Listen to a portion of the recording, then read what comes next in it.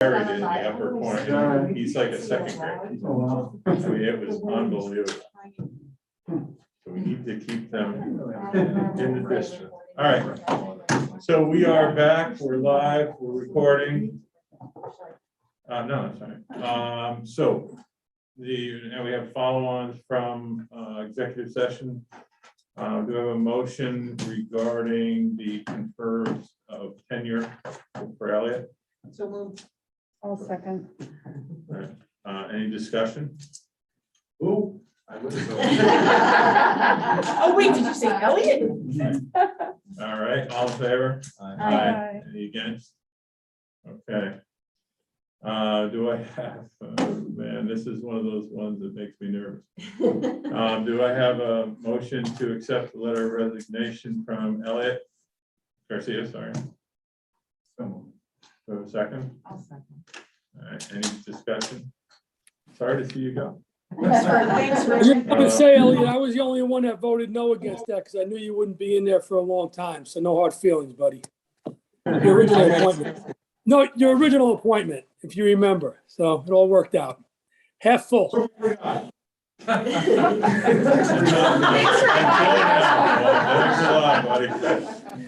my God. No wonder you're off in a cellar. Wow. All right, do we, all in favor? Aye. Any against? Next one is to abolish the position, Director of Technology and Data Services. Do I have a motion? I'll make the motion. Do I have a second? Second. Any discussion? All in favor? Aye. Aye. Any against? These are, just for your information, these are about 19 steps that you have to take to do something with the state versus just being able to say this is the net result, but that's why we're sort of walking through these. All right, do we have a motion to create the position of, wait a minute, of superintendent, assistant superintendent for instructional technology and facilities? Do you have a second? I'll second. Any discussion? All right, all in favor? Aye. Appoint the assistant superintendent Elliot Garcia to that position. Do you have a second? I'll second. All in favor? Aye. Welcome back, Elliot. Welcome. Congratulations. Congratulations. Elliot, I didn't hear it up there. I didn't hear Mr. Tobin. Elliot, congratulations, Elliot, with pleasure. Thank you, sir. Jeez, you're killing me. Where the hell am I? All right, create the position of business administrator. Do I have a motion? I'll make the motion. Do I have a second? I'll second. Any discussion? All in favor? Aye. Any against? Appoint the interim business administrator. Do I have a motion?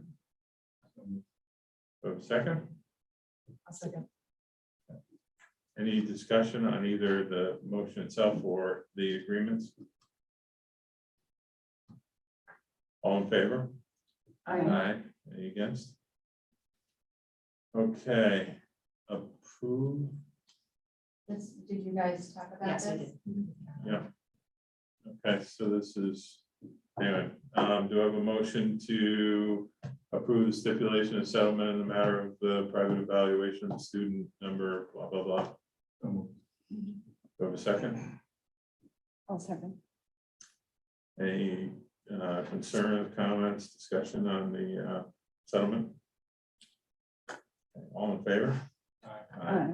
Any against? Thank you, Cheryl, for putting back my asterisks. You're very welcome. I will She never take them removed away the again. asterisks. And then, like now, when you keep going down, you can tell Don't whether remove you're the in asterisks. consent. Yeah. Can't no. take the changes. The changes are too much. All right, do I have a motion for the consent agenda? Okay, I'll make the motion. Do I have a second? Second. Thanks, Paul. Is there anything anyone wants to discuss, anything you want pulled off of the consent agenda? Anything? I just have a question on, oh wait, that might not be it.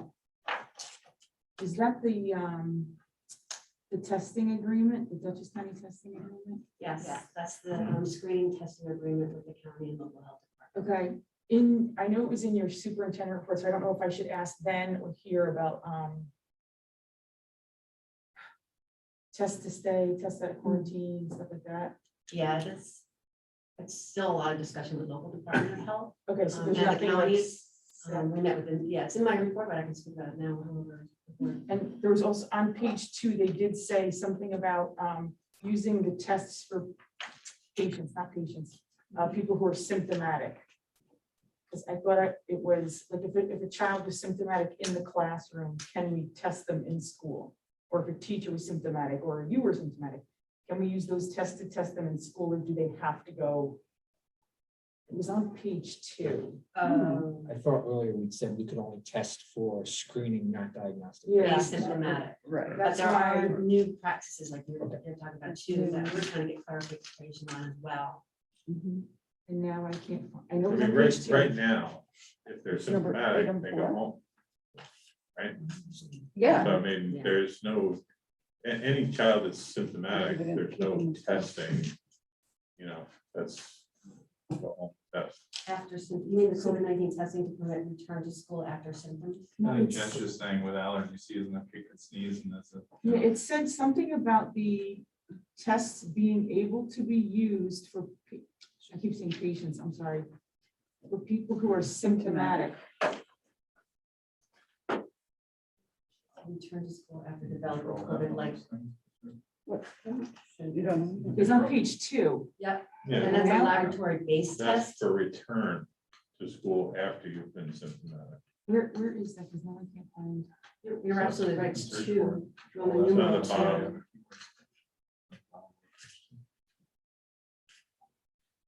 And just to, we did get a memo from the local health department stating that they're supporting these, but they haven't given us a strategic implementation for this. So where New York State Department of Health put out the guidelines for those test to stay, COVID-19 testing to permit return to school after symptoms, test out of quarantine, and exemption to weekly unvaccinated staff teacher testing for recently recovered persons. Those came out on October 27th. And then local Department of Health said, this is what the New York State Department of Health issued. We are going to support whatever it takes to keep our students in person for education. But they haven't said, is the county fully committing to these 4? Is it fully committing to 2 or 3? Are they going to give us the tests if we have to test students every day for them to return to stay in school? So we have a lot more questions than we have answers right now. And so the nurses, Caroline and Tom Lipka, met yesterday to see if we could start planning for it, but those questions outweighed our planning. So those questions were submitted in advance to the local Department of Health in preparation for our weekly meeting with them on tomorrow. So, because I found it, it says, whereas on September 2nd, 2021, the New York State Department of Health adopted an emergency regulation, blah, blah, blah, which requires that P through 12 schools ensure weekly COVID-19 testing for teachers and staff who are not fully vaccinated, offer screening tests to students on a weekly basis, and have the capacity either directly on site or via referral to conduct diagnostic testing for any students, teachers, or staff who are symptomatic or who were exposed. So I was just under the impression that, like, I'm in school and I'm a teacher and I have symptoms, I have to immediately, and this is just a minor point, I just didn't know if we were gonna be testing in school, if my daughter is all of a sudden, symptomatic and she goes down to the nurse and they test her there. Is that what that means? We have not done diagnostic testing on campus. We've been doing surveillance screening testing of asymptomatic. So this just means that we People can, can. or, I guess so. It would also require them to see a doctor because our tests being that they are for asymptomatic testing purposes, the current test that we have would only tell you if there if it was detected or non-detected, but it's not diagnostic in nature, so they would still need to see a doctor or get it confirmed by a PCR test that it's actually COVID.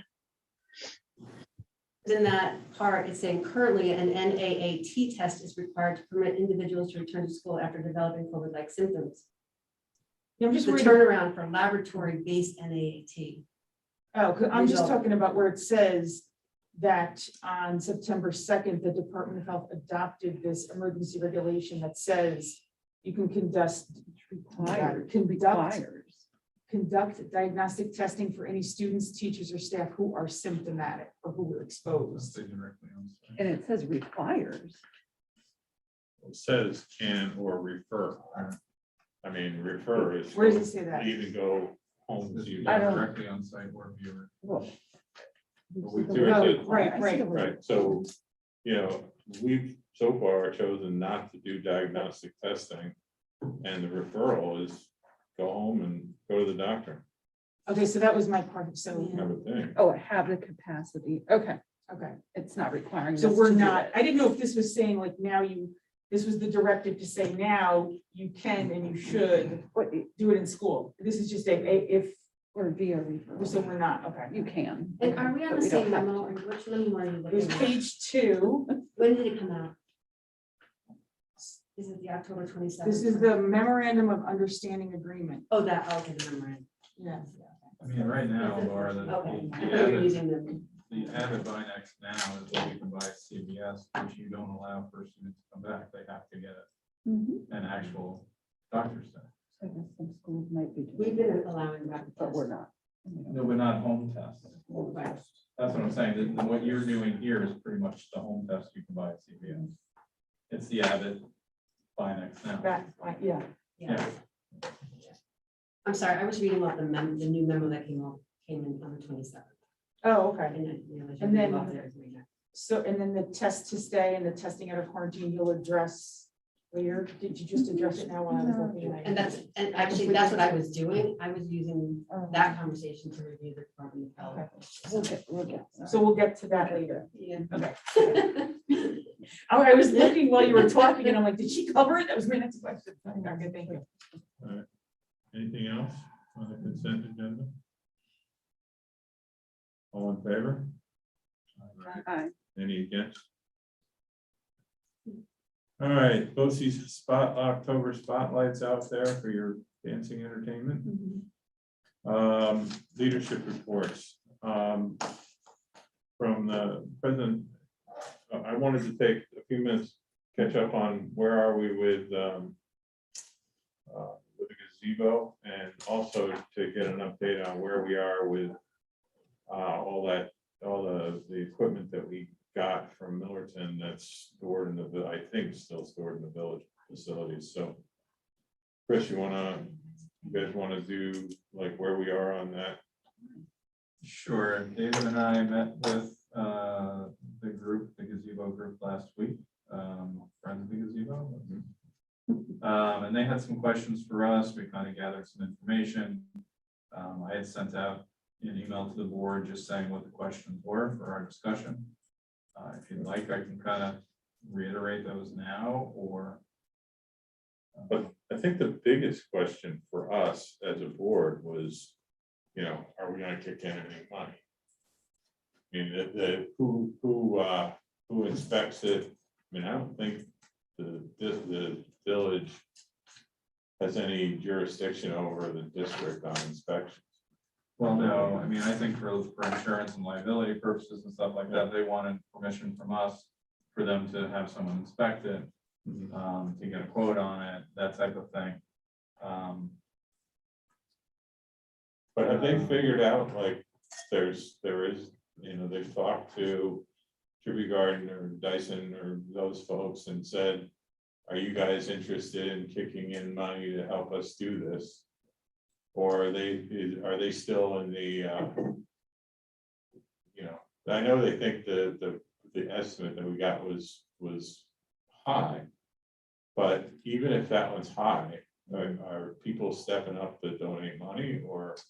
Yeah, I think they're more in the grassroots, but they did say they were gonna reach out to Dyson and what else did they say?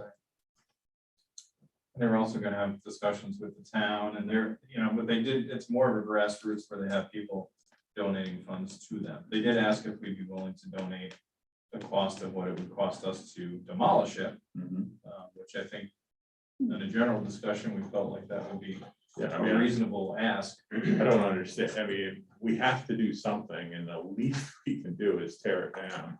Right. I think we would just make our money the last year, just in case they fell through. Or, you know, we buy the supplies or something, so we're not, I don't know, but, you know, to me, and I'll put it out to the board, I mean, to me, if they really do have that money, and they really can, you know, get the right resources to do it, it would make sense for us to kick in the cost of tearing it down. I don't know how anybody else feels about it. I agree completely. I just don't want to chip in money and then if they can't follow through, we'd still be paying. Yeah. Right. We'd have to talk about when that money would go towards them. I mean, it might be the last payment to say, okay, it's done. But they also asked, because we had said our concern now is just liability because it's in bad shape lasting the winter. They did want to know if they're allowed to secure the structure. It's called a box crib. They basically just put a structure inside of it just to secure it so it doesn't fall down. It's just, you know. I think that cost outweighs the cost of a possible liability, you know? Yeah. They asked about the lot line and subdividing, and I know we went through that before, but they were gonna, you know, look into it and ask the questions. They are gonna look into Dyson and Tribute Garden. I did have a note on that. Okay. So, I mean, those were mainly the questions that they had. They did ask about tax write-offs for donors, you know, that's probably a discussion we can have. Yeah. Offline. I'm not sure if that could be an MEF type of donation in and then payment out. I don't know if that we have to talk to. Yeah, that's an Got a interesting Julie. idea too. All right. We might get more. I mean, do they seem to be making progress? You know, because I mean, I worry about a lot of these, you know, great ideas and then, you know, it just becomes a big pain to do it and it fades away. And I don't want to see that thing standing there for another 2 years, just ready to fall down. I think they're passionate about it. I mean, I think if we give them the okay to go ahead and do an inspection and get maybe their own quote, I think we'll see probably quicker results. I mean, if they come back and say the same amount we got, you know, might hit a wall. If they come back and they get much lower quotes. So does anybody have a problem, number one, with letting them go ahead and get a quote or an inspection quote? Sorry. Sorry, I just wanted to offer a couple of pieces of feedback for this. The district is going to be required to pay prevailing wage absent of certain specific circumstances for any work that we have done. So the odds of them getting considerably reduced quote would probably be, you know, pretty good. But I don't know if that would be permissible on district-owned property.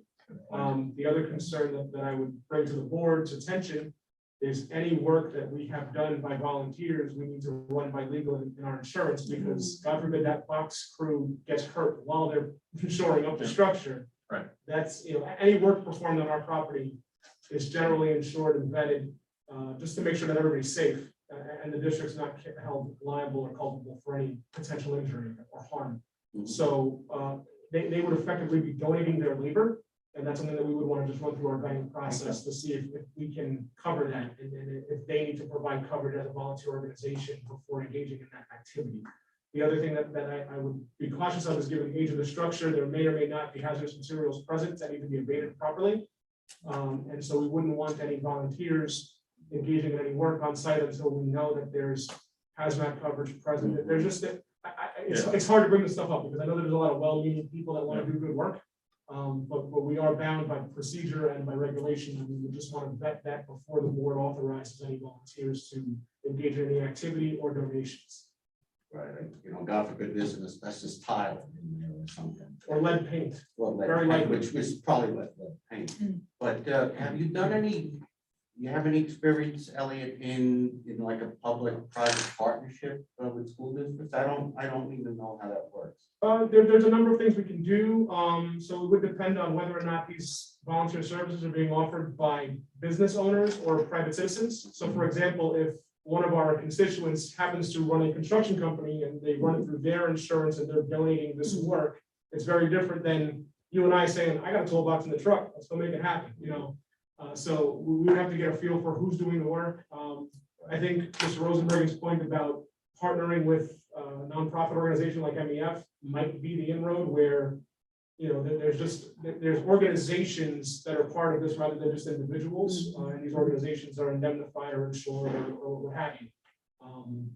But being that it is a district asset on district property, we would be bound, to my knowledge, by all the regulations for how we do our work on our buildings. And that includes paying prevailing wages and making sure any hazmat is addressed appropriately. So could we move ahead with having them do their own inspection, or is that still? Again, it depends on what they're looking for, and I would want to know the scope of the inspection and who the inspector is. I mean, typically when we bring somebody in, we vet them before they poke around in our stuff. I think they specifically asked for Yeah. Ken. Yeah, so we could talk, if you want to send me the specifics of who the individual is, I can run it up to state that and just, you know, ask the Building question. inspector. For the town. He's a town inspector? Yeah, and again, the town statutes are different than what we're beholden to from NICEAG. So as a school district, our buildings are inspected on behalf of the state of New York, not any municipality or local. So I don't know if the things that he would find would necessarily be applicable to the regulations we have to follow. And I don't think anyone here would have an objection if they could make a lot line adjustment. I know you said it's probably much To more do- complicated than that, but to I'm put gonna it let them do where? their homework. No. Just to basically adjust the line where it's not the schools. So it would be back to the village, Yeah. but the village has already said they don't want Well, I'm anything. just saying, if they're Somebody willing can to make something convince them, happen. and talk to them. Yeah. You mean the current board, but today's Well, election day, so. I told them it was good timing. I think they had spoken with everybody up for election. It sounded like they had support Yeah. of the people. Supportive of taking ownership of it. Yeah. Possibly. So that would be a real property divestiture on behalf of the Board of Education. Yeah. So we Yeah. follow that procedure if we're selling. I'm just saying it would be a lot simpler on all Yeah. ends. Perhaps. Well, yeah, No, I don't know, I mean, we brought it to them at least twice. And both times, now granted, the mayor's different, I think most of the people on the board are the same. But the new mayor is, I've known him for a long time. I mean, it's worth a shot, let's just see where they go. I mean, I want to make sure that they're actually gonna get out there and not end up with $10 worth of donations. And I also don't want to see us leave that thing for another winter. I mean, we've been talking about this thing forever. And, you know, all we need is a big snow load on that thing and the whole thing comes down. All right, well, let's see where they are and come back to it. What was the other thing? Oh, where are we on the equipment? Yes, so the village has graciously given us space in their garage to store the donated pre-K playground equipment. But now they need their space back. So the plan is to get a temporary pod for a few months to put that equipment in there while we're waiting for Murphy excavation to come in and start breaking ground. And so we're hoping that we'll only have it up to 3 months, and the cost is $1,027 for a pod. And Murphy excavation has really just been waiting for the ground to dry. Because it's heavy machinery that we're bringing onto our property. So we're hoping in the next few weeks we'll be able to break ground. where are they gonna put it? Where are we gonna put? I'm just don't want an eyesore of pods sitting there for 3 or 4 months, that's all. I mean, it can go anywhere, just keep that in mind. Go around the village. Right next to the Can we do it behind the garage? I mean, I know that's Yeah. not near. I think it'll fit. Okay. You mean over on Elm? Yeah. Yeah, I don't think it'll fit The there. idea was to put it close to the garage, but it's on our property. So, All right, so Howard, do you have anything? No, I don't have anything. Superintendent report? Yeah, good evening, everybody. Nice to see you all. Starting off with our supervisor of data analytics and professional development, Victoria Curry, and Principal Sotero. They will be attending the New York State Association for Computers and Technologies in Education Conference. And there they will be presenting IXL, which is what we use to assess and benchmark our students, and other educational software. So they'll be highlighting the works that are happening here in Millbrook with our data trackers and our P12 IXL snapshot. And Caroline, Elliot, and Steve will be joining them at the conference. And I just think it's a wonderful way to meet other people in the industry and to highlight the good work that's happening in Millbrook. I think it's just a good way to show and teach people what we're doing. We're successful in this work, and sharing that knowledge, I think, is important for the industry, education overall. And then just for our teams to go and meet other folks and learn from other folks. So thank you, Victoria and Mike and the team that's going to support them. So go team. Then we have our volleyball team, who, when I wrote my weekly, they had won the Mahal, which is the Mid-Hudson Athletic League. And then their attention was turning to sectionals. And this evening, what happened? Clean sweep, excuse me. Clean sweep. 3-0 against, Well, Awesome. so they advanced to the championship game on Friday. at Contact High School. Yay. Congratulations. Yeah. Great. Congratulations. Wow. Where's Huge the accomplishment. championship? At Rhinebeck High School. I have good news. If we win, we then host the regional tournament next Saturday. Oh, I thought you were talking about states. Oh, no, No. States is the weekend of the 20th, 21st. That's up in Glens Falls. Yeah, Oh, wow. that's a great venue. That's good news. And then this week, our phys ed teachers, Joe Carbone and Mr. Soliker, they successfully completed the National Association of Safety Professionals. They want to bring archery to our schools. So they are fully trained and now are basic archery instructors. And so I know Joe Carbone is busy creating lessons for middle schoolers. So I'll keep you posted on that, take photos and share. Our senior class trip, they're looking to go on their annual trip to Orlando, Florida, to Universal Studios in May. The cost right now is approximately $1,200 per student, but with fundraising that can be less, can be decreased.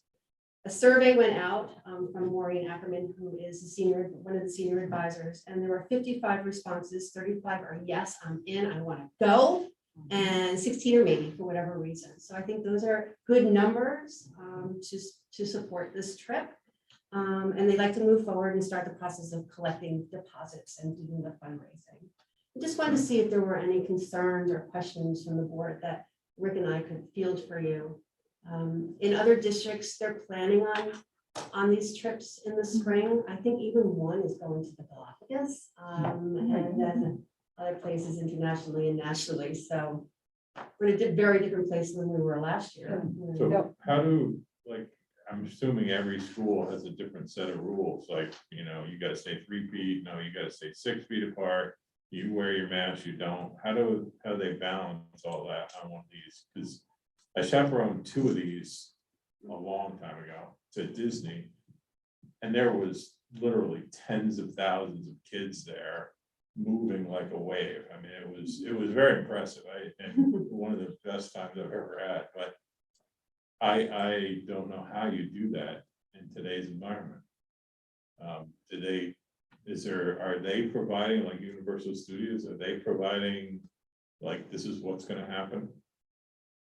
I don't know the direct answer to that, but I'm assuming whatever the regulations are, will obviously be in compliance with all Okay, I mean, I think that trip is always, and our kids are usually amazing. Do you need volunteers to chaperone? I already did that. No, I was Just telling you. throwing it out there. Need a board member to Let's represent? go, Jen. Sometimes remind me, I'll tell you how know, airport security was involved in one of our trips. Oh, I never laughed so hard in my life. There's no harm in collecting deposits at this point, Yeah, right? Yeah. They go. What's the I worst just- case scenario? Yeah, you give it back, I guess, but. Hopefully the planes will be running smoother by then, and that'd be great. Because there is money from last year, right? There That needs is, to be there is. and that's- used by that's- February. Yeah, that's correct. And I think that's mostly put towards airfare. And then I know when you're speaking with Mrs. Ackerman, a lot of the kids have already raised up to $300. That's already, from that $1,200 fee that they anticipate, and they still have more fundraising activities scheduled. So they're really excited about it, and they really like our support. Bet we could come up with a good moneymaker. You got kids with bows and arrows and Joe Carbone. I'm just trying to think how that would. You know, it was nice when they did the pie one, even though it's just for the seniors, I liked how they sent it. I forget who I was talking to at the high school when I was picking up the mums. And she was like, oh, we're doing a pie, of course, by, antenna went up when she said pie. And I said, oh, you should send that out to the whole district, like maybe, especially, so I don't know how they normally go about with like the senior fundraisers, but do we usually offer it to, if they sell chocolate bar, like whatever they do, car wash, and, to the whole district? Yeah, it's not just, I know they spoke with Mr. Cabello and they got his blessing to do a dance at the middle school. So it's not just high school specific, it's district. That's awesome. Yeah, so we followed up with the conversation that we had on how we're supporting our students who are in quarantine. And we felt that what we were charged coming back with recommendations, but just through our conversations and the board's feedback and ideas and from parents, we felt like there were certain things that we could put immediately into play and didn't have to wait the 2 weeks or 2.5 weeks to have this conversation right now. So a letter went out to the community, and I believe you all received it as well, using the auditing idea that David said, just, at least they could hear the direct instruction at the beginning of the class and then have independent work. Well, that was a conversation with the union, and they were just fine with that. They would also screen share if there's a PowerPoint or anything else that would benefit a student at home while they're on quarantine. And that's happening during the school day. And then it's combined with tutoring when Caroline is able to assign a tutor to students who are in quarantine or small groups in the same grade. Then we have, everybody has their Google Classroom up and or Seesaw. Seesaw is used down in the elementary, in Elm with certain grades. And then there's teachers, particularly on the younger grades, where they're getting the physical resources and supplies that they're not necessarily always able to log on their own at home. And so teachers are working with families on a case-by-case basis. So I feel like all of those things combined really have enhanced the experience for students who are home right now. So can I ask, do all students who are quarantined, like say there was like a 3rd, 4th, and 5th grader, do they all automatically, can they do that? That's the audit where they get on and they just watch the class? So Yeah, does they're every listening, they're teacher, listening, right, synchronously, yeah. does every teacher offer that, or is it only some teachers that do it? I had just heard, like a family who has like a 3rd, I forget the grades, but the one student got it, the other student didn't get it, so that's offered Yeah, it's grades automatically. 3 through 12, and it may look a little different in pre-K 2. Oh, okay, Yep, so if it's not happening, we need to know, okay. so we can look into it and maybe that teacher needs support or whatever it is. Yeah, we really encourage parents to reach out to their teachers if they want more resources or materials, or they have any questions. I'm assuming your letter that went out to the parents also went to the teachers? Oh, Or sure. so- Okay. Yeah, Okay. there was one that went out first to staff saying, here are the Okay. expectations. Okay, And then, and we worked with the union, created Okay. those expectations, sent it out to the staff. They could ask questions if they wanted to, Okay. clarifying questions, and then we rolled it out to the parents. okay, Yeah, no surprises. okay, Yeah, and then that memo went out to the staff as well, the community one. okay. And how do the tutors and teachers communicate to make sure the tutoring is relevant? I don't know, Caroline, do you want to Yeah, so when my office is notified of a student in need of quarantine tutoring, I will reach out to my small pool of tutors, and whomever is going to do that is provided with not just the parent's contact information, but the classroom teacher's contact information, so that they can get in contact with that teacher and sort of plan their tutoring lesson around the classroom instruction so that they can be of direct support to what's happening in the classroom. Caroline, how do you get notified of a quarantine student needing tutoring? So it's now coming to me by way of the nursing line lists. When there is a quarantine, we have to send a line list to the Department of Health with all of the students who are close contacts of a case. There are also some students that are not our quarantines. I know Laura was planning on talking about this a little bit. So if we become notified of a student who may have had close contacts in the school, we have to do the contact tracing and quarantine process.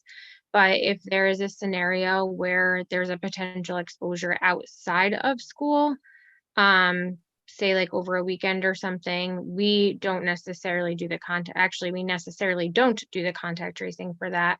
That is done by the Department of Health. So we may, in that case, find out from a parent or again, the school nurse at that child's home on quarantine, but not our quarantined case, if that makes sense. I know it's a little confusing, but. Yeah. Okay. Thank you.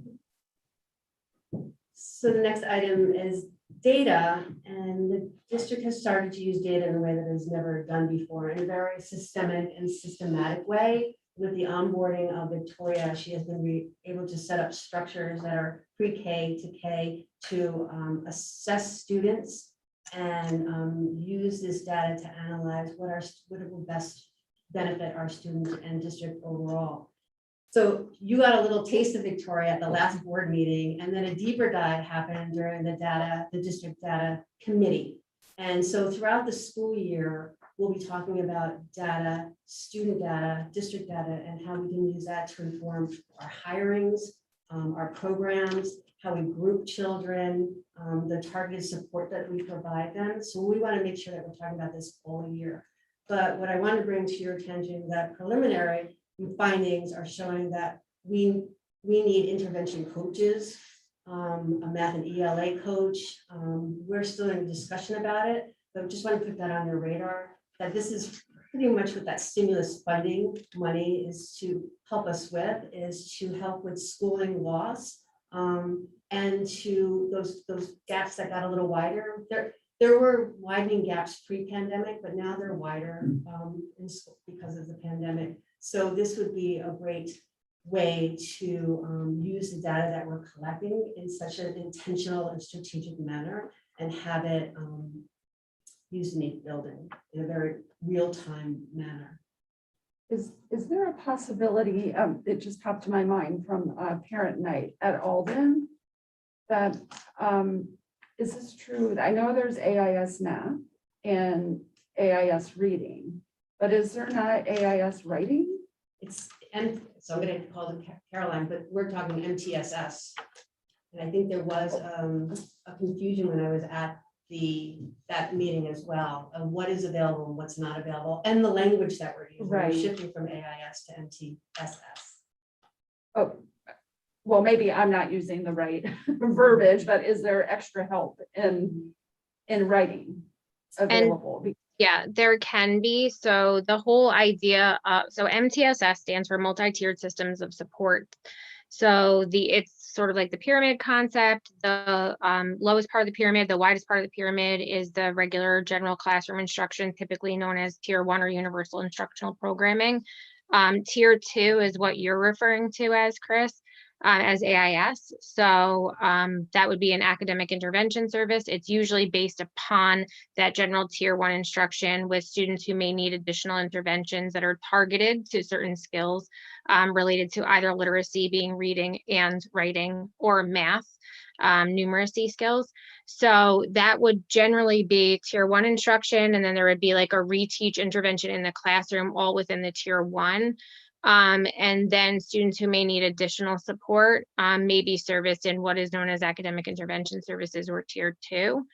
And that would be based on the size of the group of students that are being serviced, the frequency of the group of students that are being serviced. And then if that student still with those targeted interventions that are implemented with fidelity over a period of time, again, you don't want to let it go too long, because if they need additional support, you don't want to ignore that and have their deficits grow larger. But then you may refer them to what's known as tier 3, which might be a decrease in group size. So them getting more closer to one-on-one attention and increase the frequency of that intervention group. And if that student still isn't making progress, and again, it's progress at a steady rate, it's not that they're going to necessarily return immediately to grade level, but it's making that progress towards grade level. They may be referred for a consultation with the Committee on Special Education and a comprehensive evaluation to see if there's not an underlying learning need. So that's the MTSS process. We created classes known as WIN, which is what I need, and they address either literacy skills or math skills. So reading and writing being reflexive may both be addressed through that process. Okay, okay. Thank I'm you. wondering too, is there maybe at a board meeting, we can do a mini presentation around that? If you wanted to, we could offer that. Sure. Yeah, no, that would be good. And lastly, what would be a report without COVID updates from the superintendent? So when you were asking your questions, Jennifer, I was on the updated guidance. Oh, okay. No, so when you said test to stay, I immediately went to the new guidance that came out on Friday. And so really it was issued by the New York State Department of Health on October 27th. And they're telling local health departments that they can adopt certain practices with the intention of keeping our kids in school different ways. And so there were those 4 ways that I spoke about, the test to stay and the COVID-19 testing to permit return to school after symptoms, test out of quarantine, and the exemption to legally unvaccinated staff, teacher testing for recently recovered persons. And like I said earlier, we received it and tried to unpack it this week with the nurses, Caroline, myself, and Principal Lipka. And again, we had more questions than we could answer. So when I meet with the Department of Health tomorrow, they have our questions. And once we have those answers, we're going to meet again in the afternoon to start our strategic planning. But right now, they just said, yeah, we support this New York State Department of Health practices, but we're not going to tell you how to do it right now. What is it? Yeah. So we're looking for direction. And what's interesting is when you read the guidance from the New York State Department of Health, they don't necessarily support or recommend these practices, but it's up to the local health department to decide whether they want to adopt them countywide. So it's a countywide decision. So for instance, the first one, test to stay. What does that mean? It's clear as mud. Unvaccinated close contacts of people COVID-19 are excluded from school and quarantined. This strategy has been piloted in other jurisdictions, allows close contacts to avoid school exclusion by testing negative with a rapid NAAT or antigen test on each school day for 7 days after exposure. So they can go to school and get tested at school? That's On what's each not day clear. for 7 days after exposure. And it's not clear if you would test at the school, Right. if they would test at home, but somehow prove Yes. the effectiveness of the test. During their. In the place of quarantine. Yeah, like if they're negative that day, can they go to school? If they're negative the next day, they go to school. Yes, until and they- so who's doing that testing? Right. Who's getting that testing? Is it sustainable? And then the next sentence is how, at this time, the New York State Department of Health does not recommend TTS, which is That test sounds to just stay. about right. Basically, However, they if just local allow health to departments count. want to allow Yeah. to occur in schools within their jurisdiction, they ensure that these Right, we're gonna let you procedures. do it, but we're not saying that Did, it's. well, did Dutchess County give any indication as to when they may make a decision and which pieces of this they were supportive of? I'm sorry, say that again. Did Dutchess County Department of Health give an indication of when they would make their decision of which pieces of this they're gonna support? I'm if any? hoping tomorrow. Okay. I'm hoping tomorrow, because in their memo, it almost seems like they're allowing all of them to happen, that they support all of them. But we just don't know what that looks like on the ground, or what resources they're going to provide to us to make this happen. So hopefully I'll have more information, and I know that this is public information, so people are gonna want some kind of response from us very soon. Yeah. Because as districts in Dutchess County, we try to message in the same way and at the same time, but that doesn't necessarily happen. So oftentimes there are school districts that have information before, others have it after, and the rest of us are somewhere in between. So we want to make sure that we're ahead of it and that our parents know that we're working on it. We have the information and we're working on plans. And I can share these memos with you. So if you want to look at them. And then it was asked at the last board meeting, not only give Millbrook Central School District COVID-19 numbers, but provide the DC, Dutchess County COVID numbers. So as of 10/29, there were active cases in Dutchess County being monitored about 449. In Millbrook, on October 29th, we had 19 positive cases, 8 of them were students. Close contacts, we had 67. And then at that time, currently being tutored at 8. When they say active cases being monitored, that means they're positive tests? That's my understanding. And then Chris sent some questions that we worked on responses.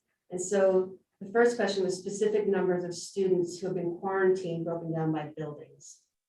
And so in Elm, we've had a total of 7, and I can provide you with the chart and the information. At Elm, we have 7 COVID positive, and that I'm including just September and October. Yes. Close cases from those positive cases are 48 close contacts. That's quarantine. Yeah, there was one within that contact tracing of that 48. One of them was a secondary student vaccinated, so they weren't quarantined. So if you're wearing your asymptomatic, you're vaccinated, and you're a close contact, you can still report to school. Oh, okay. I just thought it was a shorter quarantine. So you don't have to quarantine at all, Right. then if you're asymptomatic. Okay, Vaccinated. if you've been vaccinated. Correct me if I'm wrong on any of this, Caroline, because it's a lot to keep in your head. Right. Yeah, Just to as make sure. long as they're fully vaccinated 2 weeks post their final vaccination of the series, whichever one they've had. After 14 days, as long as they remain asymptomatic, they can still attend school. They have to wear a mask in all settings, not just in school, but out of school as well for 14 days. And it's recommended that they test 3 to 5 days after the possible exposure. That's recommended that they do that. It's not required. And then if they develop symptoms at any time, they have to quarantine. Yeah. Laura, can I ask you a question? Do we do a daily list at the front doors of the schools that people are aware of who's coming in and who's not, who's on a quarantine? A daily list? Yes, I mean, those are our line lists that we submit to the Department of Health. That's the information we use. And who our nurses are in close contact with, and giving those exact instructions that Caroline shared with you. But people are aware of who is not supposed to be in the building because they're on a quarantine somehow. Absolutely. Okay. The nurses will mark them out through attendance in the computer system. So they'll be marked out for the day. So if they were to attempt to come into the building, they would be marked out. And that would be flagged in the attendance for that day. And then anytime with the screener, if they are marked as a student who's required to quarantine, it's right there on the screen. Right. Is that reported to the bus company? Just in case? We have had scenarios where compliance was an issue. So we did have to let the bus company know not to stop at a particular stop. But in most cases, it's not an issue. People understand the need for quarantine and are not sending their children to school. Yeah, and it's always that tricky time of like confidentiality. Yeah, oh. Who are these students, right? Right. So, Right. yeah, but there was that one instance that we had. In Alden, there were 3 students COVID positive and 32 close contacts. In middle school, 3 students COVID positive, 17 close contacts, 2 vaccinated. And then that number included 4 high school, because we share programs, right? 2 were vaccinated and 2 unvaccinated. And then in high school, we had 4 students COVID positive, 5 close contacts, and 4 vaccinated. So a total of COVID positive from September to October across our buildings, 17 students. And then 98 close contacts. Some vaccinated, some unvaccinated. Laura, do you consider positives and quarantines if they happen outside the school? Say that again to me, So please. say someone has a party on the weekend and the state says, you know, there's a couple positives, everybody else has to quarantine. Do you count those quarantine numbers in your numbers? If we're told, if the Department of Health tells Right. us, yeah, Okay. yeah, and that's Just what, want to make sure that's. yes, includes and so everything. that what makes it difficult, like these are as real numbers as we have, but there are so many nuances. Every case is so unique, like did it happen on Sunday, did it happen on Saturday? Was it a party, was it an outside event? Is it a parent who has tested positive? And then that student is considered positive if they're not vaccinated. Some students have multiple quarantines, and so they're counted multiple times in the tutoring number. So they all have a story. Yeah, and I think we also, I mean, so there have been scenarios where an outside event like a birthday party will happen, and then a number of students are exposed there, but they had been in school before they find out that they were actually exposed and gotten infected at the birthday party. So then because they had been in school, we are now contact tracing, you know, a whole bunch of students. But the initial cases were at that outside of school event. So it's very complicated. If it's strictly outside of school, we do not trace it, but once they enter school and could have exposed other people, we have to then trace back.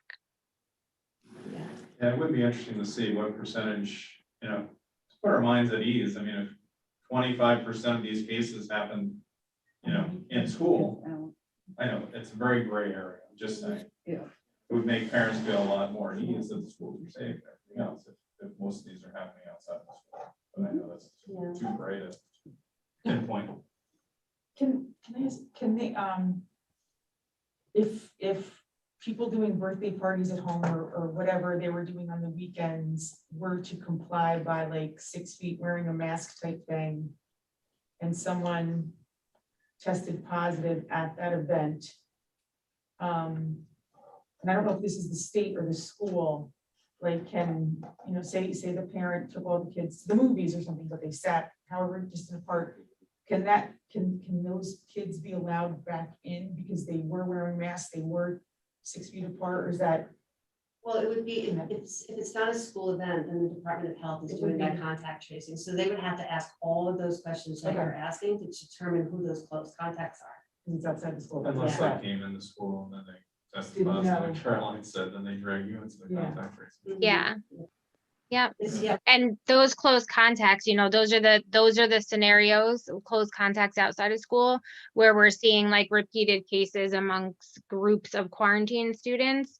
We're not really seeing a pattern of students in strictly in school contact that are, you know, resulting in additional infections. We're not really seeing much of that.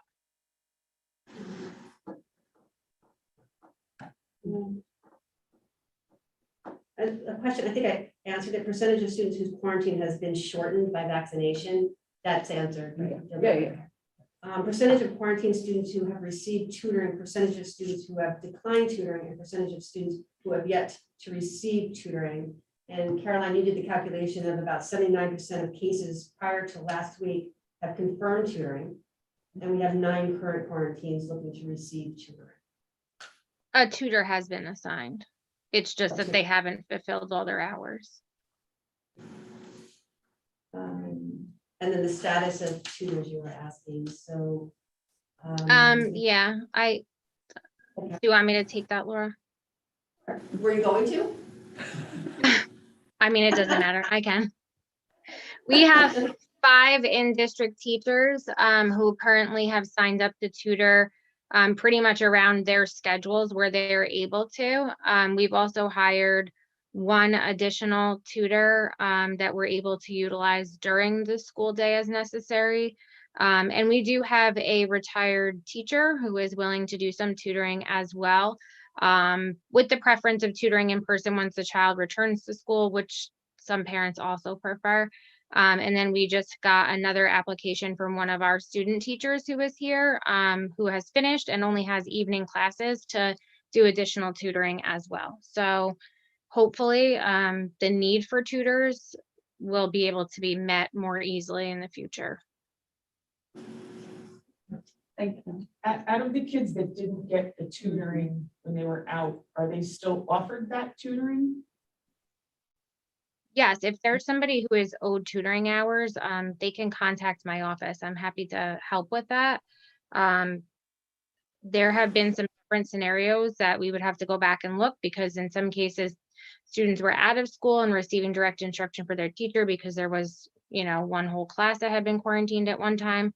So they might not be entitled to tutoring because they received instruction, but we would have to look at that. Thank you. And any plan to offer recorded classes to quarantine students? So right now we're offering the auditing Yep. piece. Yeah, that's what I meant. So you covered that. And then thoughts on synchronous instruction. So are you talking about like when we were hybrid? I just didn't know Yeah. if, if at, I'm not, no judgment. I'm not saying you should or shouldn't. I was just wondering if that's been brought up, or, Yeah. you feel things are going So fine. I know you don't have enough tutors. Right, and even with, Yeah. working with the union and NICET, it's not supported by the teachers union or NICET, so it would have to be conversations. Like, so if you're talking when we were hybrid, we Yeah, had students yeah. remote and students in person, it's not supported because it is so difficult to manage and not beneficial for all of our students because of the challenges. And so they haven't supported it. We want our kids back in person. Oh, of Right, course, but yes. when, I guess, with an audit, is it the child can hear the teacher instructing, and then does the teacher may or may not engage with the The child? expectation is to have the audit, the direct instruction being heard by each child. who's on. Right, but there's not a requirement that the teacher engage with Correct. the child at home, Mhm. but they can if they want can, yeah, to. and in other ways too. So if there is a communication by email or phone, Yeah. there's access to teachers too. Okay. Will the approach change depending on how many students or percentage of a given class on grade are in quarantine simultaneously?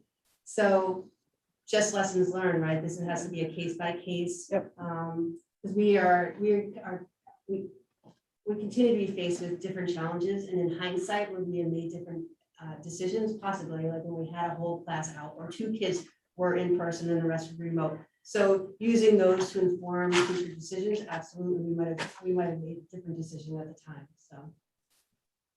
And then please discuss social emotional and being offered to students and families while the student is in quarantine. So first, like in person or remote, the teacher is the front line. So they're always monitoring not only academics, but the social emotional well-being of each child.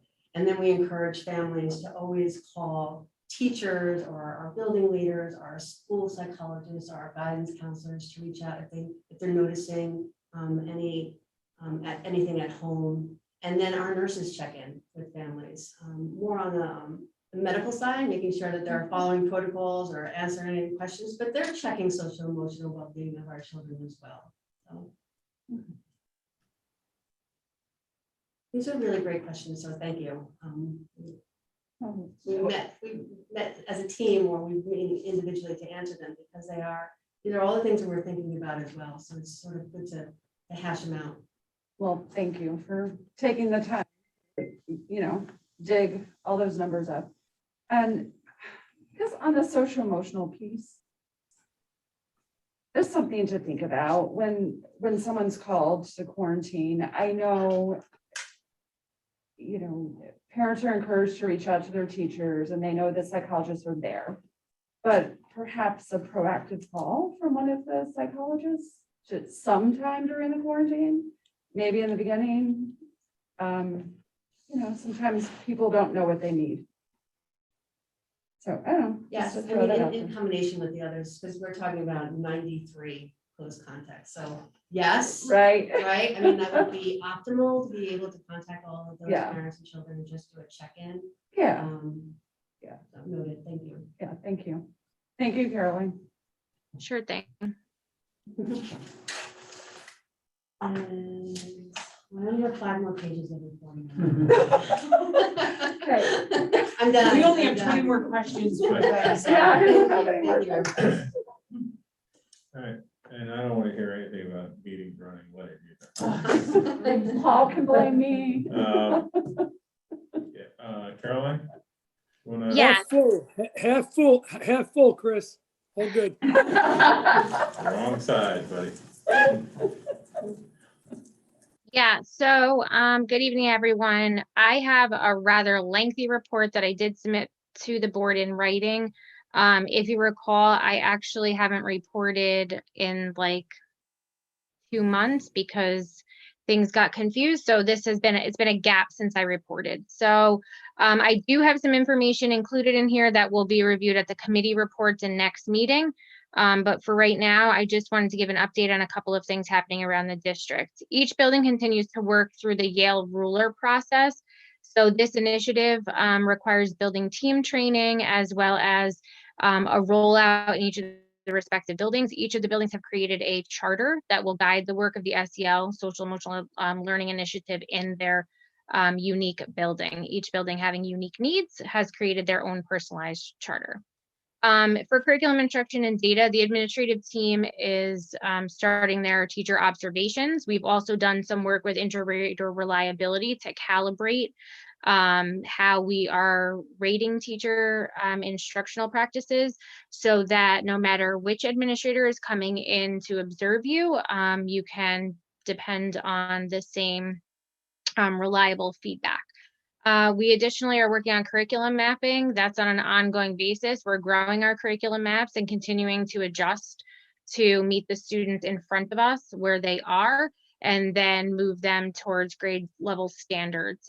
This post-pandemic world is, well, if we can even say post yet, but this pandemic world has created some needs to shift and just, get the students where they are and be able to move them to where they need to be. So some of the standards that previously were taught in particular grades might need to be adjusted. So we're looking at that very intentionally, and we're using data to guide those discussions.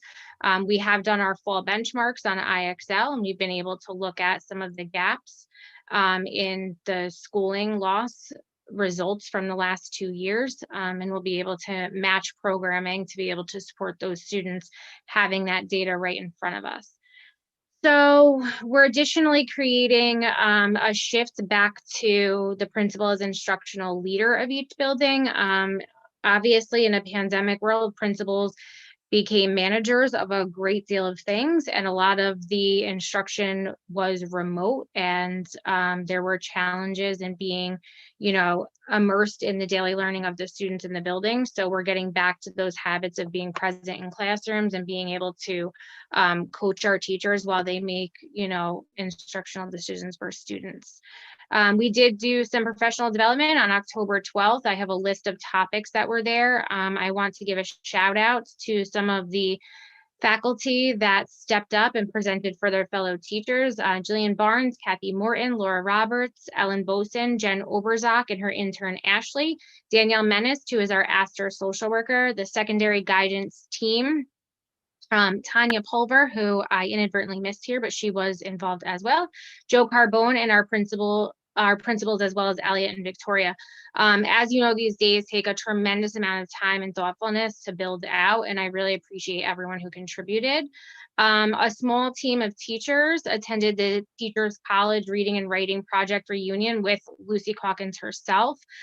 This created a little groundswell, and our pre-K teachers have begun to implement the Readers Workshop down in the pre-K classroom. So we got a very excited email from one of our new pre-K teachers about how even its first week, the students are so excited. They're learning to love reading, and they've hit the ground running with this new process for them. So that's really awesome.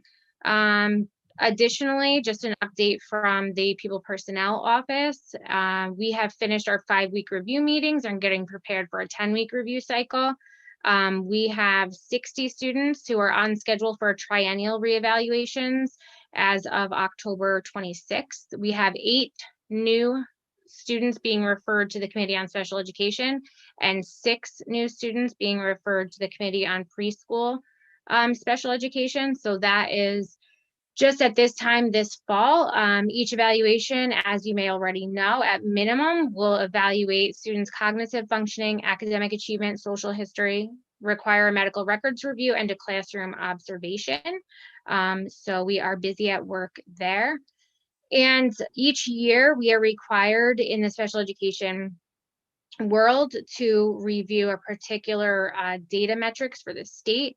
During the pandemic, we were required to assess parent communication. Now, traditionally, what would happen is when a parent comes to their annual review meeting, we'd be able to give them a packet with their own personalized PIN, and that's how they would log into the survey.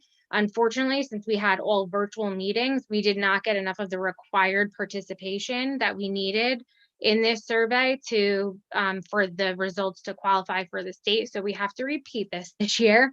So we will be sending those out during our annual review time to all of this parents of students with disabilities. So we do request that folks respond and understand that this feedback will only be used to strengthen our programs. We don't get any of the individual feedback. We just get generalized answers and how we can do better to respond. So with all that going on in our office, I'd like to thank Cheryl, Paige, and Alex for all their hard work. As you can see, there is a comprehensive list of business office tasks. So they have hit the ground running, working on all sorts of, grant support. Ashley, big shout out to her. She stepped up and completed the maintenance of effort so that we could get our IDEA grants funding. Traditionally, that is something that Brian would have done. In his absence, however, there was a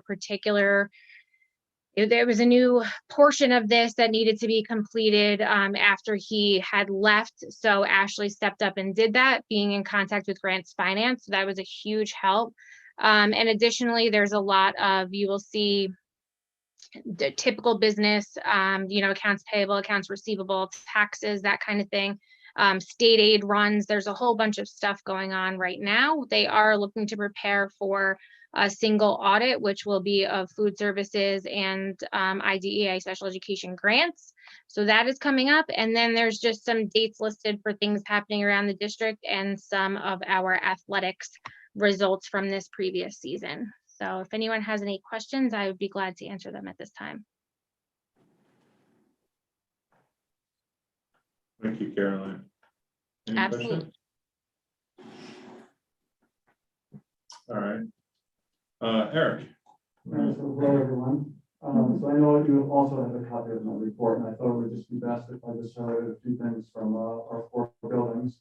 So since Laura and Caroline just summarize it for everybody, I think they left out a couple of things, so maybe just repeat me for a minute or two. So first at both Elm and Alden, they have created intervention and enrichment blocks that are set to begin this month. So both schools have dedicated a portion of their daily schedule to provide students with more targeted and personal approach to learning.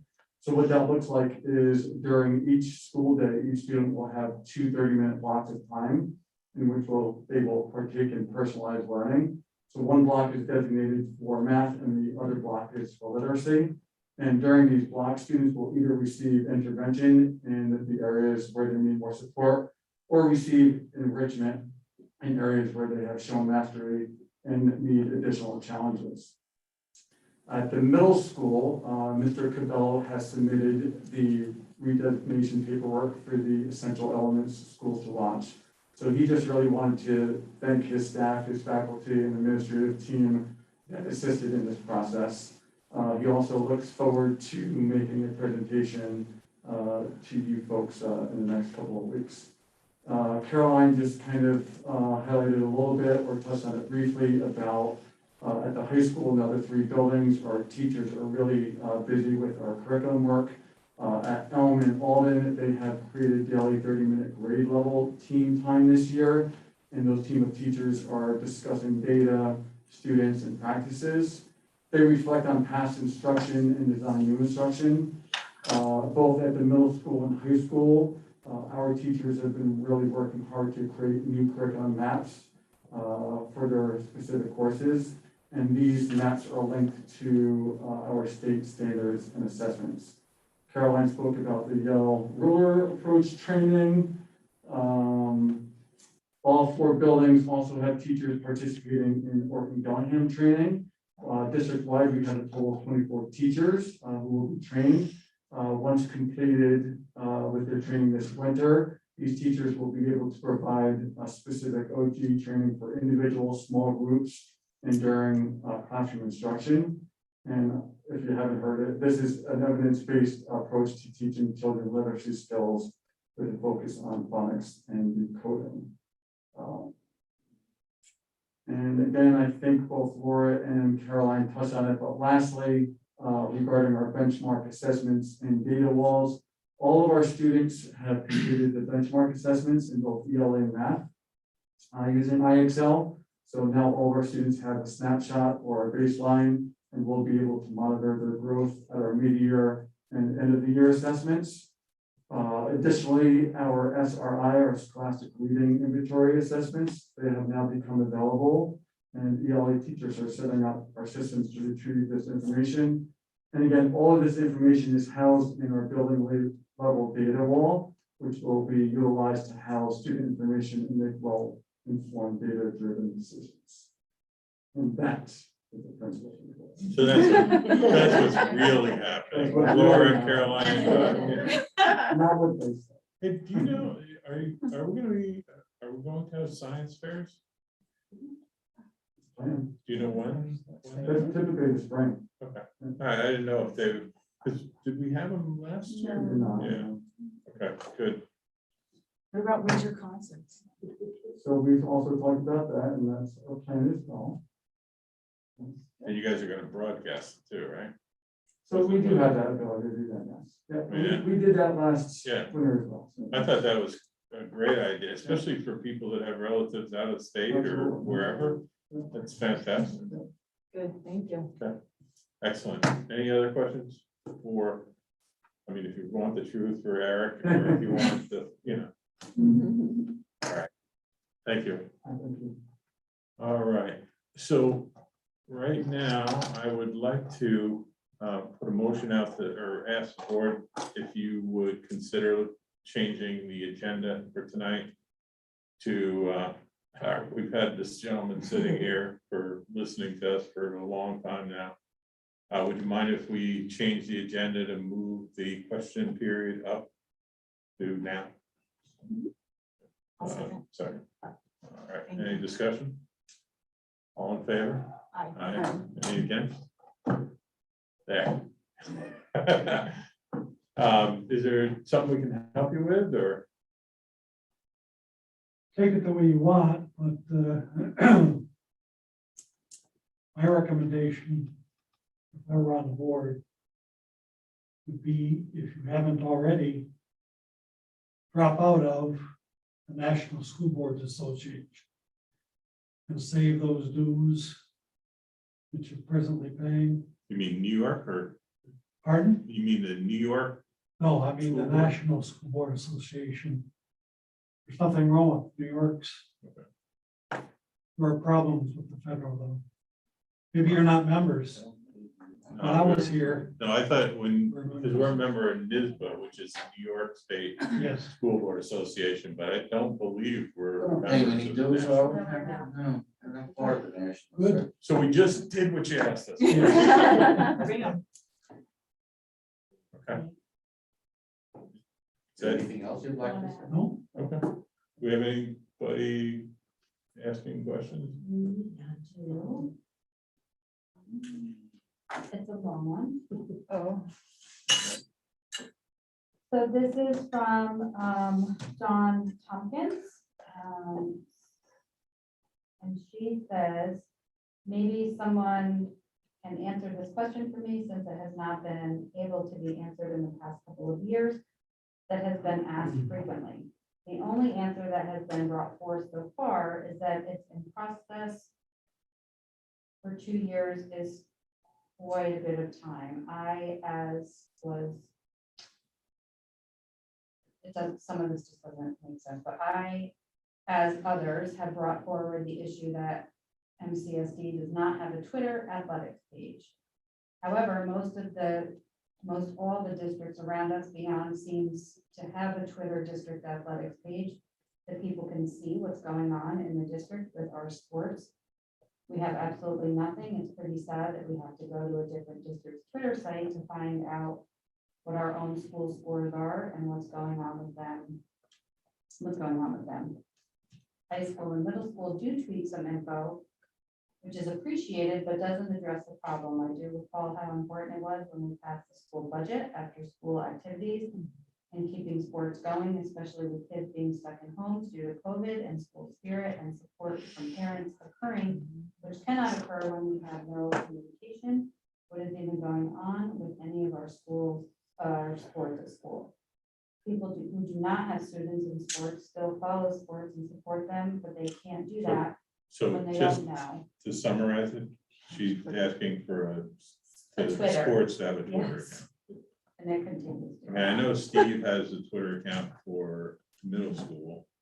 I mean, I don't see why, I mean, I don't know who would actually own that, if it would be our athletic director, would probably make the most sense, but why don't you guys figure it out? I mean, it's anything we can do to improve communications without, you guys telling me I have to hire another person to be the Twitter master or something.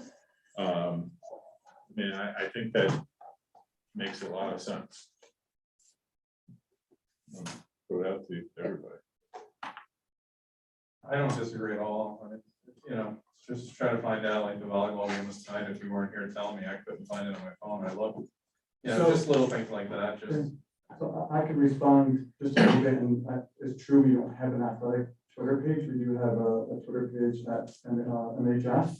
So I was at the game today. I was tweeting out. So if you follow me at MHS Blazers, then you would have seen that we won game 1, game 2, and game 3, and we advanced to the championship round. I think Ms. Tompkins is looking for something a little bit more specific and consistent. I do try to attend as many of the athletic events as possible. And when I'm there, I do tweet out, I tag other schools. They in return tag me, or us, I should say. So people do follow us, like if we play Cornwall and volleyball and they're the home school, a lot of times they'll say it was a great match between Cornwall and Millbrook. Millbrook won 3-2 in an exciting contest or whatever, and they'll tag me, so then anyone who sees that will be able to see that feed. But you would have to know that information, right? So that's maybe part of it. The other part is, I think some people are looking for that specific handle run by a person that is going to be constantly updating everybody in terms of our athletic events. What I think would help is on the main page, and Laura and I talked about this just, with our after school programs, you go to the main page and it doesn't really have anything listed. And then you got to know to kind of go to the separate schools to see what after school programs they have. If the main page had a link to each school, and just like the Twitter handles, if it said, here are the Twitter handles, here are the YouTube channels, in one kind of central location where it's not, you have to dig for it, because it is hard to find. I mean, I would think doing that, setting up the Twitter account. But what we just can't afford to do is we gotta hire somebody that's monitoring, going to every game, monitoring the games, and it's first half and they're doing really well. I mean, we just don't have the resources to do that. I mean, putting something out there where, other people can actually post some of these results, or we can do it as we can. But I mean, we're gonna get to the point where we've got, well, we probably need to almost get with the close contact tracing stuff. I mean, it just feels like we're constantly adding people to do functionality that doesn't, is not critical to our mission, but. I don't think it has to be instantaneous, which it's great what you do, but I'm just thinking if it's an update the next morning or, that type of thing. So, and again, I'm not tech savvy, but I do know that I myself follow certain people like the Kids in Journal, Sports, just so that when they tweet out, I'm able to see the results. So that when I tweeted today, you'll see if you went to my Twitter page or on our website here. When I tweeted out, I copied at Section 9 Sports, at Stolly, which is Mr. Stoliker, the volleyball coach, at Varsity 845, which is a Section 9 and the Dutchess County area followers, and Poughkeepsie Journal Sports. So I am tagging all of them, and then they in return like it and retweet the post. So there is information being shared out there. But No, I think what she is saying, and it looks great as far as what you're doing. Mhm. But like yesterday, there was 2 soccer games, Yeah. today there was a volleyball game in Rhinebeck. yeah. Yeah, and I know you can't be everywhere, and to Perry's point, and I think that's kind of collectively we put together and just see what we can do to even just post the scores the next morning on our website, instead of putting it on Twitter and doing everything else, or something, just to kind of pull things together and let people know how our teams are doing, I guess. And it is true, we have had some conversations about creating a potential athletic director. Anything else? Eric, thank you, Mr. Sipe, for taking that on, because a lot of districts, you guys got to wear a lot of hats and do a lot of things. You're at a game to enjoy it and see the kids, and to ask coaches to coach and then tweet and take pictures too. Like Perry said, it's almost become a world where the expectation is like, right away, and it's not easy to do. I've had a Twitter page for 3 years now, and daily I have about 400 followers, but the expectation is that, all the teams are put on there every day, whoever plays. It's like, it's not easy in the middle of your day or part of your day to have that. You could have 8 teams playing in one day as an athletic director. And I do that job, and it's a lot. I happen to do it. I do a Twitter page. I do it because I think it's important that we're playing a big volleyball game tomorrow, a semifinal game. And it was important to tweet that out, the time, when it's starting, and some pictures. But it is cumbersome to do, I can tell you. But it is also appreciated, and it's also, I think people do really look at it. But I think it's a lot for you as a principal to expect a principal to be going as a principal with your title. You're there to watch the kids and enjoy. It's really nice that you do that. So I do appreciate that in the interim, but I really do think it should be tied to our athletic director's job description, and possibly, at least him, if not the coaches. And it doesn't take a lot of time. Once you start doing it, you could take a picture while you're there. I go to the games, I take a picture, I add a picture or two. The only thing you got to be careful of is clearance of the student athlete, that there's clearance for them to be photographed. That's one of the things. I just keep a list with me, and I go to the list and look at it. Boom, 15 kids are on a list. You just can't have that kid. So I have to tell you, I think we should do something with it for next year. I think she's right. Sit together with.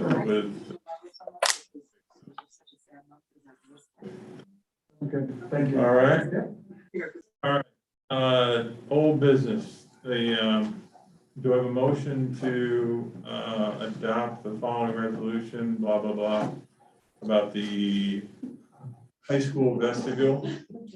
That's the way the French do it, is blah, blah, blah. No, it's to approve the estimate for, or the bid for the high school vestibule. No, Is this the one we have to edit the last line? in the title? Oh, Yeah. I think so. yeah, actually, the motion includes the, whatever you call it, modifying that motion to change that title. The Assistant Superintendent for Business. Okay, so can you make the motion? I did. Again. Oh, I will make the motion. Thank you. I'll second. All right. Only thing, I thought we had, I think we talked about this the other day. I thought this was supposed to be limited to 100K. Yeah, so in the administrative content, it Yeah. accepts the bidder's proposal to perform the work designed to improve the security of vestibule. But it's okay that our. Yeah, the low bid is higher than the authorization, the board's authorization. So you'll see the next resolution, accepting the specific cost reductions. All right, So it's if this, then that. okay, all right, You're absolutely right. okay. Any other questions, comments? All in favor? Aye. Any against? Okay. Change order, I gotcha. Do I have a motion on the change order? So moved. Thank you, Paul. Have a I'll second? second. Who was that? Paul and Any comments, questions, concerns? Same thing, I assume? 11? All right, anybody? All in favor? Aye. Any against? All right. Do we have a motion to accept the letter of resignation for Ms. Sun? So moved. Second? Second. It's a shame. Any other comments or questions? I thank Jennifer Hunt for her service to this district and to the children of this district during her time. All in favor? Aye. Aye. Any against? Since we already did the public. Future agenda items. Let's see what we've got, but we'll add the superintendent evaluation to the future meeting as well. Do you have a date that you want that, or you just put it on there? Well, Laura's gonna come back at our next meeting, right? 16. But hopefully you guys will have had a chance to meet before then. So yeah, probably the 16th. I wanted to put it out, it's not an agenda, it was an agenda item, I pulled it off. We have one meeting in December. Do we want to keep it that way and schedule it if we need it, or do we want to schedule it and kill it if we don't need it? Right now, there's only one in September and December. And we probably have to go to like the December 21st if we wanted to. So to me, I was more, let's just leave it alone, and if we need a meeting, we'll schedule it. We're good with that? It's fine. Why not the article to know when date it might be? I know it kind of seems. 21st. 21st. All right, do I have a motion to adjourn? I'll make the Here, motion. oh, I'm sorry. I know, I can't. I have one question. I have one question. Of course you do. Right? Look at what time we're ahead of David, can you schedule. order a sandwich, please? I'm just gonna say this, executive session was first at 6 o'clock, and I was a little late. This meeting is finishing at 9:30 with both an executive session, and wait, everybody was fresh. We got through boom, boom, boom, 5 or 6 items. I'm just saying. Half full, guys. Don't give me a hard time. No, am I forgetting, did I miss it? Were we supposed to, not that we're doing it tonight because it's not on the agenda, were we supposed to do a second reading of 4,000 and We were 5,000? supposed to do a first reading because they were being modified. The second reading was on the agenda, Okay, but since we modified both of them, I think it's better to have a first reading, okay, go through it, and then the second reading. But yeah, they were on here, but okay. since we modified both. Okay. Chris, I had us at 9:30, Chris. You can't do this now. Come on. It's 9:29, Paul. We're almost there. No, it was just- Wow. Yeah. Since we have extra time, why No, don't we, no, I wasn't saying that. Is that next meeting then? I mean, it depends if it's updated. oh, I see. Okay, Yeah, we have the policy committee on Thursday, got it. so we've been reviewing those that we pulled from those series. And Okay. that's Howard, David, Shaw, Got it, okay. self. All right. All All right, right, thank you. motion to adjourn. So move. Do we have a second? Wow. Any comments except for Chris? All right, all in favor? Aye. Any against? Yeah. All right, thank Good night, all. Thank Good you. night. Paul, what are you gonna do with all your time? you. I don't know. It's a good I'm gonna have to go for a quick jog. Why Oh, don't he's you gonna go Twitter. get in the car and come down, Paul? We got a bunch of sandwiches left. There you go. I'll take it for work tomorrow. Thank you.